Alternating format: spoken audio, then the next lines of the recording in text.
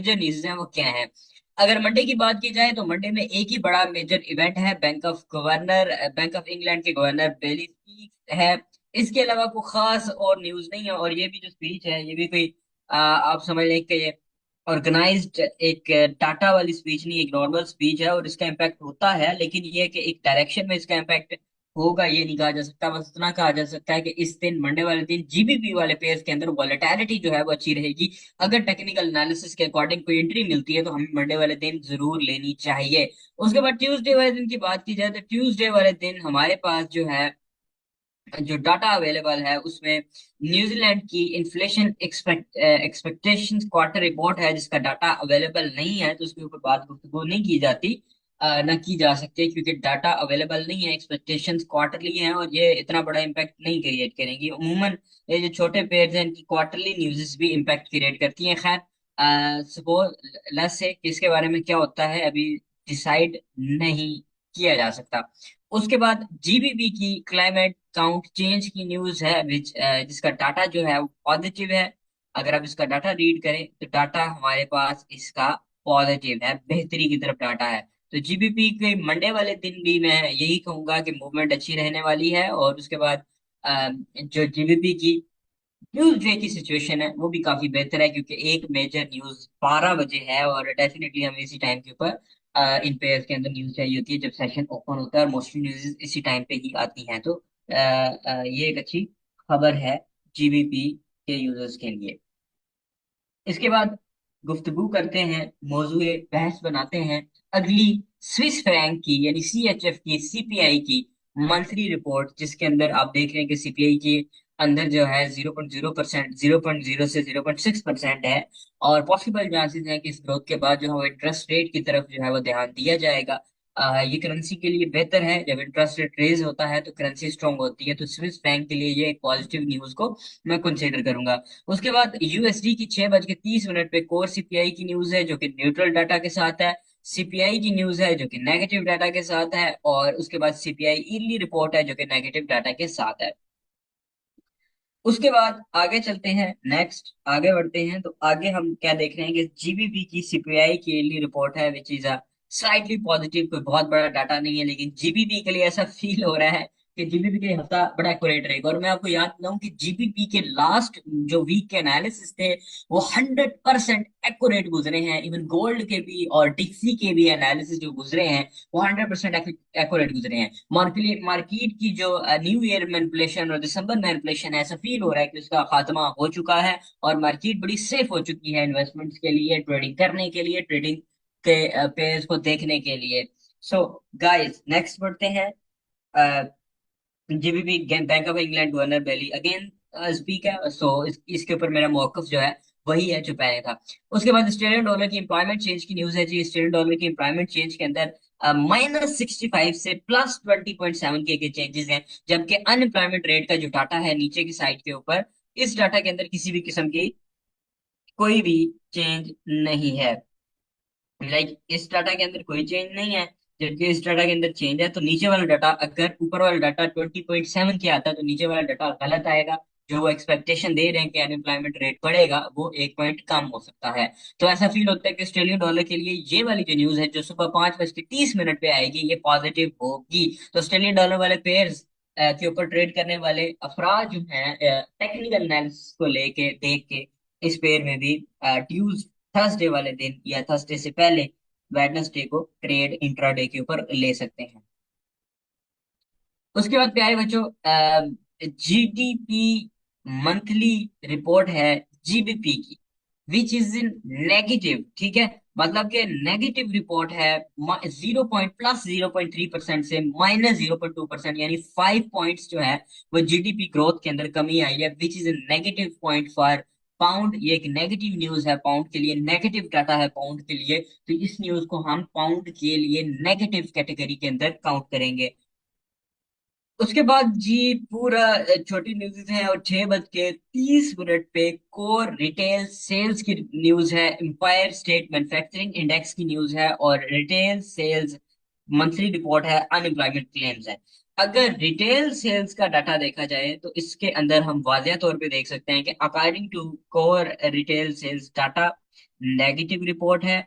उसके बाद Empire State manufacturing index भी नेगेटिव मैं काउंट करूंगा। उसके बाद रिटेल सेल्स भी तकरीबन मैं आपको यही क्लेम करूंगा कि ये भी डाटा नेगेटिव है। ठीक है, रिटेल सेल्स वाला डाटा भी नेगेटिव है। और उसके अलावा फिर आगे एक डाटा आ जाता है अनएम्प्लॉयमेंट क्लेम्स का, जो कि स्लाइटली 1 पॉइंट के फर्क के साथ पॉजिटिव है। ऐसा फील होता है कि ये मिक्स्ड न्यूज़ आएंगी, क्योंकि मार्केट में साथ जैसे जैसे मार्केट बेहतर हुई है, तो ये है कि मार्केट के साइड में ट्रेंड का भी रुझान हो सकता है। क्योंकि अभी मैं आपको बता दूं कि जो इंटरेस्ट रेट की अब कह सकते हैं जो खबरें थी वो मई के अंदर कन्वर्ट हो चुके हैं कि इंटरेस्ट रेट फेड जो है वो कट करेगा। एफएमसी में फेड की जो कटिंग है या हाइक है, तो वो उसका उसके 60% चांसेस है कि वो मई में शिफ्ट हो गया, लेकिन मार्च में अभी भी 40% चांसेस है। तो मार्केट साइडवे में रह सकती है। हो सकता है मार्केट एक बड़ा ट्रेंड ना अपना सके, लेकिन छोटे ट्रेंड्स और साइडवेज के अंदर मूव करती रहेगी और अच्छी मूवमेंट देती रहेगी, which is good for traders. Intraday traders के लिए अच्छी खबर है, इंट्राडे ट्रेडर्स के लिए खुशखबरी है एक टाइप की। इसके अलावा अनएम्प्लॉयमेंट क्लेम्स में ऐसा फील होता है कि डॉलर पॉजिटिव होगा, और बकाया जो न्यूज है उनके अंदर डॉलर जो है वो नेगेटिव होगा। सो इन दोनों का डाटा अगर कंपाइल करेंगे तो ऐसा फील होता है कि दोनों तरफ मूवमेंट होगी 6:30 पे। अब फर्स्ट मूवमेंट वो सेल की तरफ भी हो सकती है, सेकंड बाय बाद में बाय में हो सकती है, बाद में बाय वाली हो सकती है, पहले सेल वाली हो सकती है। दोनों सिनेरियो नजर आने के दो मूवमेंट्स होंगे न्यूज के टाइम पे, और एक न्यूज के कुछ देर बाद, या न्यूज के गुजर जाने के बाद। तो उसके बाद फ्राइडे को जीबीपी की रिटेल सेल्स है, मंथली रिपोर्ट है, which is a positive data आ गया। अगेन एक नेगेटिव आया, हाईली नेगेटिव था जो जीडीपी रिपोर्ट थी पाउंड की। लेकिन ग्रेट ब्रिटेन पाउंड की जो रिटेल सेल्स की है, ये पॉजिटिव डाटा है और अच्छा पॉजिटिव डाटा है। उसके बाद कोर पीपीआई है, मंथली रिपोर्ट है डॉलर की, और पीपीआई की रिपोर्ट है। ये दोनों जो रिपोर्ट्स हैं, कोर पीपीआई और पीपीआई, ये पॉजिटिव रिपोर्ट्स हैं। उसके बाद प्रीलाइन यूएन कंज्यूमर सेंटीमेंट्स की जो डाटा है, जो आखिरी न्यूज हफ्ते की, वो भी पॉजिटिव है। तो मिली जुली मिक्स न्यूज़ हैं। और डॉलर अगर पॉजिटिव रहता है, डॉलर अगर पॉजिटिव जाता है, तो गोल्ड सेल जाएगा, जीबीपी सेल जाएगा। काफी पेज इससे मुंसलिक हैं। अगर चार्ट्स के ऊपर गुफ्तगू करें कि चार्ट क्या कह रहा है, तो डिक्सी के जो लास्ट वीक के एनालिसिस थे, उसमें यह था कि इसका इस लेवल का अगर ब्रेकआउट होता है, तो डिक्सी फिर D1 के या अगर मैं गलत नहीं हूँ, H4 के और D1 का ये जो लेवल मार्क किया था सप्लाई का लेवल, इससे आके इसके लेवल के ऊपर आके रुक जाएगा। तो हमारी जो टीपी होगी, अगर हम देखते हैं कि डॉलर ने ब्रेकआउट किया है, तो डॉलर जो है, ये जो ऊपर आपको जोन नजर आ रहा है, यहाँ तक ही पाया जाएगा, ये वाला नहीं, नीचे वाला, इस जोन तक ही डॉलर जो है वो बाय जाएगा।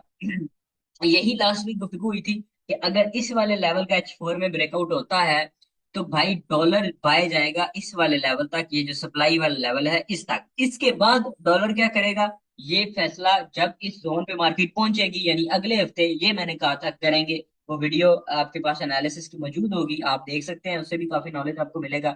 एक बार वीडियो देखिएगा, एक बार मार्केट की मूवमेंट देखिएगा, तो आपको एक्यूरेसी भी नजर आएगी, और आपको नजर आएगा कि किस तरीके से एनालिसिस को इस्तेमाल करके हम अपनी ट्रेडिंग का एक माइंड बना सकते हैं और ट्रेडिंग कर सकते हैं।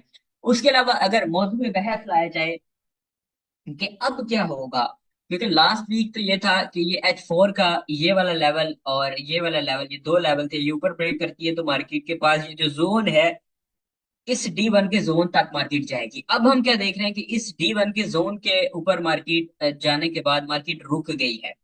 तो अभी भी मैं इस D1 के जोन के ऊपर कायम हूं कि इफ अगर मार्केट इस जोन को ब्रेक करती है, इस जोन को प्रॉपर तोड़ती है, ऊपर जाती है, लाइक अपने स्ट्रक्चर को कंटिन्यू करती है, बाय जाती है, तो देन जो सिनेरियो होगा, लाइक ब्रेक करती है, तो देन फिर नेक्स्ट मार्केट का टारगेट बड़ा होगा। देन फिर यह है कि एक ट्रेंड जरूर हम लोगों को मिल जाएगा।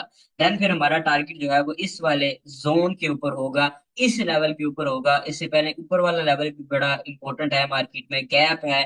और ये दो लेवल्स हैं जो मार्केट में इंपॉर्टेंट है। फर्स्ट आप मार्केट का इस लेवल या इस लाइन के, डिजिटल लाइन के या प्रोक्सिमल लाइन के करीब हो सकता है। तो अब भी इस वाले जोन के ऊपर डिपेंडेंट है। अगर तो मार्केट अपने स्ट्रक्चर के ऊपर बजिद रहती है, अपने स्ट्रक्चर को फॉलो करती है, higher low higher high, higher low higher high, higher low और हायर हाई, देन तो फिर बहुत इजी नजर आ रहा है, और पॉसिबिलिटी जो मैंने बताई है वही नजर आ रही है जो मैं आपको बता रहा हूँ। अगर तो डॉलर इस लेवल को ब्रेक करता है, फिर पाउंड सेल होगा, यूरो यूएसडी सेल होगा, USD CAD, USD JPY buy जाएंगे।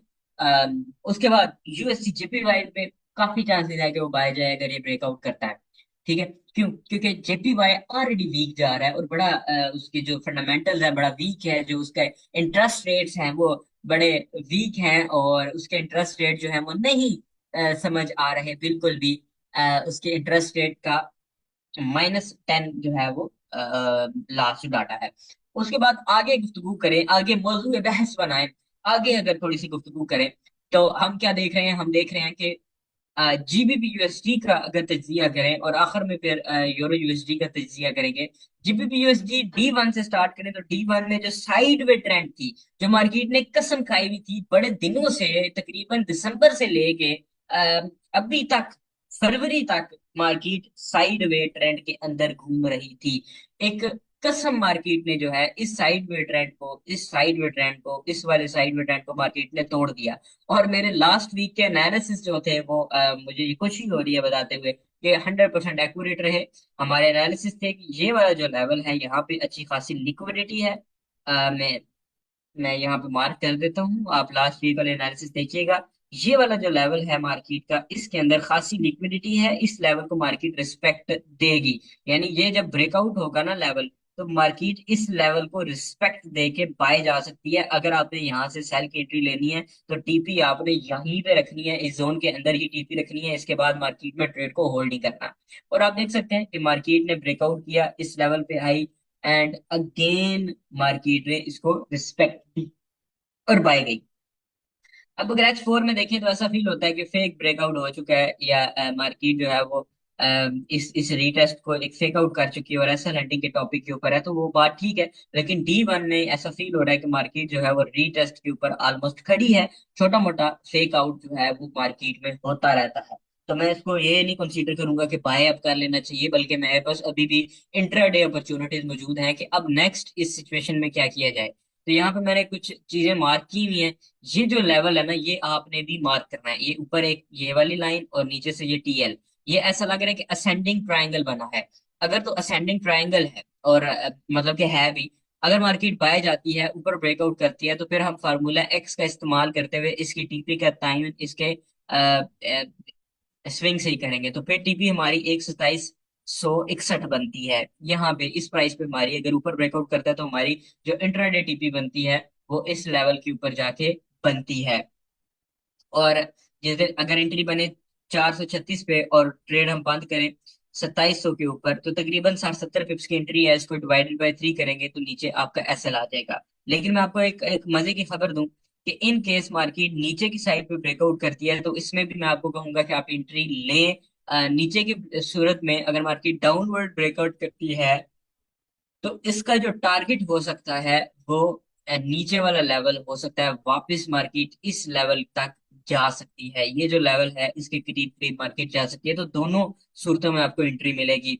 इसके अलावा जीबीपी जेपीवाई की बात की जाए तो जीबीपी जेपीवाई में वही सेटअप, और मैंने बताया था आपको, मैं आपको बार अपडेट कर रहा हूँ, मैं बार बार आपको बता रहा हूँ, जीबीपी जेपीवाई के लॉन्ग टर्म ट्रेंड के हवाले से मैंने सबसे ज्यादा एनालिसिस किए हैं। मैं इसके ऊपर कड़ी नजर रखे हुए हूँ, मैं इसके ऊपर इसको मौजूद बहस बनाता हूं, ताकि आप मेरे भाइयों को इसका जो डाटा है वो समझ आता रहे, आप इसको समझते रहें। अगर इसके ऊपर गुफ्तगू की जाए, इसको देखा जाए, इसको समझा जाए, तो ये कहने में गलत नहीं हूं कि ये अभी भी बाय ट्रेंड के अंदर रहेगा, और इसका नेक्स्ट जो टारगेट है अभी काफी दूर नजर आ रहा है। तो ये जो सेटअप था ये वैलिड है, ये ब्रॉडनिंग वेज बना हुआ है।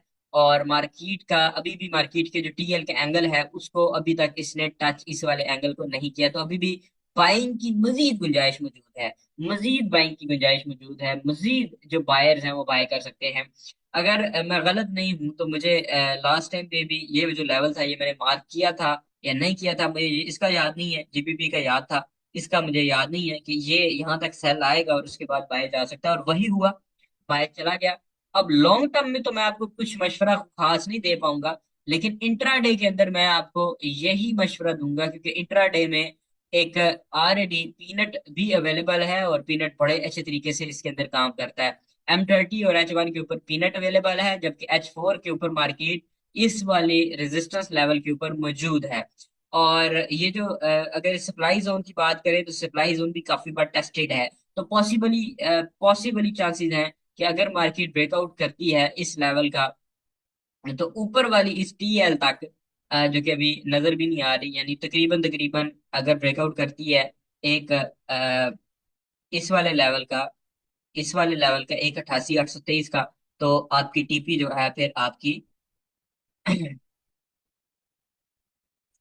हाँ, अगर मार्केट इस लेवल का ब्रेक करती है 188 तकरीबन 800 का, तो आपकी नेक्स्ट जो टीपी होनी चाहिए, 1 मिनट में D1 ओपन कर लूं क्योंकि इसमें इतना भाई जा चुका है कि ग्राफ भी नजर ना नहीं आ रहा। तो नेक्स्ट आपकी जो मिनिमम भी टीपी होगी, वो आप कह लें कि 190 140 होगी। तो टीपी में अगर काउंट किया जाए तो ये 170 पिप्स तकरीबन बन रहे हैं, यानी अच्छी टीपी H4 में भी मिल जाएगी। इंट्राडे एंड H4 का ये जो लेवल है ये ब्रेक होता है तो आप बाई कर लीजिएगा GBP USD का विथ SL। तो इसमें दो एंट्रियां में मिलेंगी, एक तो पीनट का अच्छा, पीनट के डायरेक्ट ब्रेकआउट पे बाय मत कीजिएगा, ये वाला ये जो ऊपर हॉरिजॉन्टल लाइन है ना, इसके ब्रेकआउट के ऊपर बाय कीजिएगा। तो पीनट भी है और ब्रेकआउट भी है प्रॉपर। यहाँ पे SL लगा के ऊपर जो टीपी बताई है 190 170 के ऊपर, वहां पे जाके टीपी अपनी सेट कर लीजिएगा। उसके बाद अगर D1 के एनालिसिस से शुरू किया जाए या W1 के एनालिसिस के ऊपर फोकस किया जाए, तो उस वहां पे ताहाल मार्केट जो है, हाँ, अपने जो बुलिश मोमेंटम था उस मोमेंटम को तो खो चुकी है। ऐसा लगता है कि वो मोमेंटम मार्केट के पास नहीं रहा। अब पॉसिबली जो मूव हमें नजर आ रहा है या मुझे नजर आ रहा है, वो ये वाला जो जोन है बड़ा इंपॉर्टेंट होगा गोल्ड में। जब गोल्ड सेल जाएगा तो ये वाला जो जोन है 1994 या 1990 वाला, ये बड़ा इंपॉर्टेंट है, कलीदी किरदार अदा करेगा। D1 में भी देखें तो D1 में ये जो लेवल था जिससे मार्केट हालिया रिजेक्शन पकड़ी है, ये लेवल ये बड़ा इंपॉर्टेंट है। ठीक है, इंतहाई इंपॉर्टेंट लेवल है। इसके अलावा जो नीचे लेवल है वो ये जो डिमांड जोन है ये बड़ा इंपॉर्टेंट है। तो गोल्ड में ये लेवल्स बड़े इंपॉर्टेंट हैं। ये ऊपर वाली रेजिस्टेंस की बात हो रही है इस वाले लेवल की, या थोड़ा नीचे करके इस वाले लेवल की, और डाउन साइड से नीचे वाला लेवल।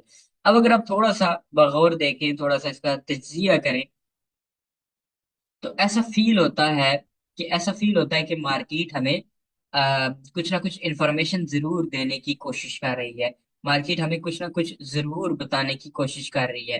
तो इस तरह की सिचुएशन बन रही है कि दोनों बायर्स और सेलर्स को जो कंफ्यूज किया जाए। तो मैं यहाँ पे स्टांस जो है वो D1 के ऊपर नहीं लूंगा। मैं यहाँ पे H4 और H1 के अंदर जो है वो थोड़ा सा अपनी एक राय कायम करूंगा। अकॉर्डिंग टू H1 ये देख लें और ये देख लें, एक ऐसा लग रहा है कि बीरी सिमेट्रिकल ट्रायंगल बन रही है, और बीरी सिमेट्रिकल ट्रायंगल जिस तरफ का ट्रेंड होता है उस तरफ ही ब्रेकआउट करती है। तो ऐसा लग रहा है कि ये वाली सिमेट्रिकल ट्रायंगल डाउन साइड में ब्रेकआउट करेगी, क्योंकि डाउन साइड में रुकावटें जो है बहुत कम है। अगर ये डाउन साइड ब्रेकआउट करती है तो नेक्स्ट मार्केट का जो टारगेट है, पॉसिबली टारगेट है, यहाँ पे मार्केट को थोड़ा सा रोक सकती है। मार्केट जो है वो रुक सकती है 2008 के ऊपर, और अगर यहीं पे यहाँ पे मार्केट ना रुकी तो पॉसिबल इसका जो टारगेट होगा वो 1990 का होगा। तो फर्स्ट टारगेट 2007-8 होगा, अगर ब्रेकआउट होता है तो हम सेल की एंट्री ले सकते हैं। नेक्स्ट टारगेट 1990 होगा। अगर अबव ब्रेकआउट होता है तो फिर आई डोंट थिंक सो, क्योंकि मार्केट में ये लेवल भी रिजेक्शन दे सकता है, और ये लेवल तो ऑलरेडी बड़ा मजबूत है। तो अगर बाइंग होती भी है, ब्रेकआउट होता भी है 2034 के ऊपर, तो ज्यादा से ज्यादा 100 पिप्स तक बाइंग की जा सकेगी। बल्कि मैं समझता हूँ कि बाइंग जो है वो खतरनाक होगी। सेलिंग मुझे इस वक्त इजी ऑप्शन लग रहा है। अगर ब्रेकआउट अच्छा हो जाता है तो सेलिंग मुझे इजी ऑप्शन लग रहा है। अगर ताहाल देखा जाए लॉन्ग टर्म ट्रेंड को, तो लॉन्ग टर्म ट्रेंड को मैं अभी नहीं देख रहा इस रेंज के अंदर। जब तक मार्केट बाउंड है तो उस वक्त लॉन्ग टर्म का आप नहीं सोचते, बल्कि आप सोचते हो कि शॉर्ट टर्म स्ट्रेटजी इंट्राडे की क्या अपनाई जाए। तो ये हाल है, ये हवाल है टेक्निकल्स के, यही हवाल है फंडामेंटल्स के, जैसे कि मैंने आपको बताया। मैं आप सबसे इजाजत चाहूंगा, अगर आपको एनालिसिस अच्छे लगते हैं तो कमेंट्स में लाजमी बताया करें। नेक्स्ट जो है वो इंशाल्लाह ताला कोई इंप्रूवमेंट चाहिए तो वो भी इंशाल्लाह मैं जरूर करूंगा। दुआ में याद रखिएगा। अल्लाह।